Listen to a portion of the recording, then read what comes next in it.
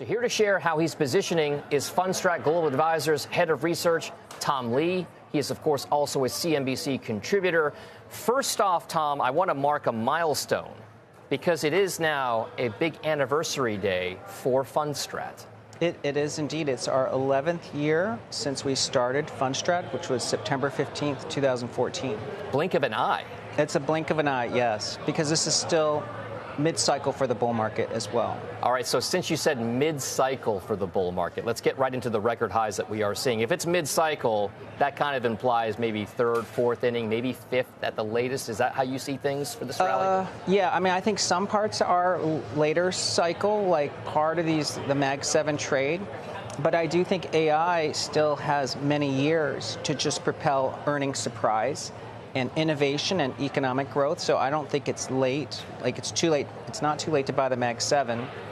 But I think the next leg of this is really the Fed cutting, helps the ISM get back above 50, brings down mortgage rates, so it's a cyclical broadening trade.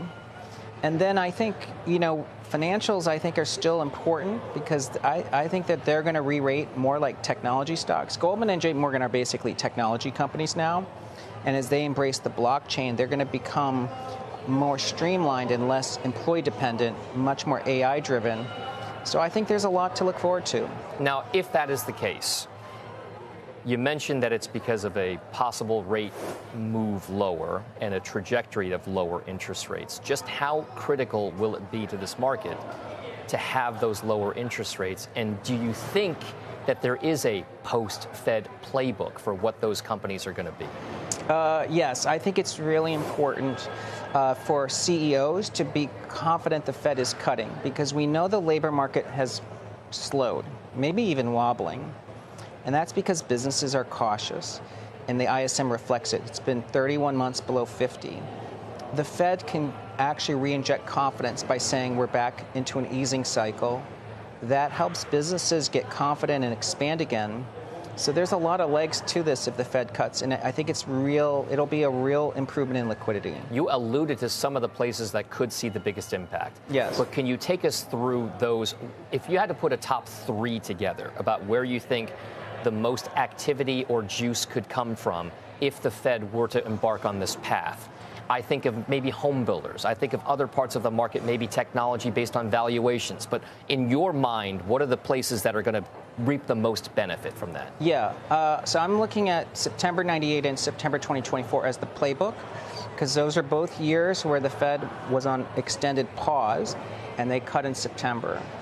The number one trade is NASDAQ 100. So I think that's why the Mag 7 and the AI trade gets a lot of lift off. The second is monetary liquidity sensitivity, global central banks easing. That's Bitcoin and Ethereum. And seasonally strong, I think they could make a monster move in the next 3 months, like huge. And the third, of course, is interest rate sensitives. That's really small caps and financials. But really, the first two might be the standout trades. All right. Because you mentioned the crypto side of things, you're actively involved now. It's not just a thing that you're doing on the side. You are very much engaged in the business of crypto. You govern, you oversee crypto assets now. If we were to say Ethereum, Bitcoin, we try to bucket them into risk-averse assets or risk-on type assets. Yeah. Is it fair to look at them that way? We used to compare them correlation-wise to the NASDAQ 100. Is that the fair assessment for how these things trade in the coming months? Yes. Bitcoin is particularly monetary policy liquidity sensitive.